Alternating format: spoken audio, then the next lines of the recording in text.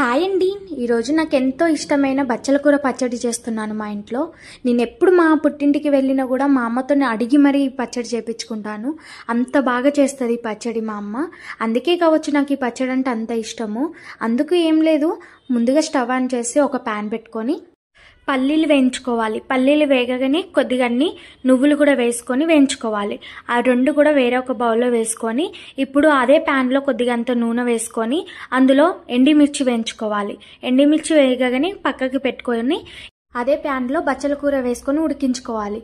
ఒక 2 మినిట్స్ ఉడకగానే కొద్దిగా అంత చింతపండు కూడా వేసుకొని ఒక 5 మినిట్స్ పాటు ఉడికించుకున్నాక స్టవ్ ఆఫ్ చేయడమే. ఇప్పుడు ఒక మిక్సీ జార్ తీసుకొని అందులో మనం వేయించుకున్న పదార్థాలు అన్నీ కూడా అందులో వేసుకొని అందులో కొద్దిగంత జీలకర్ర, సాల్ట్, కొద్దిగా ఎల్లిపాయలు కూడా వేసుకొని బరకగా మిక్స్ చేసుకోవాలి. ఇప్పుడు అందులో ఉడికించుకున్న బచ్చల కూర కూడా వేసుకొని మిక్స్ చేసుకోవాలి.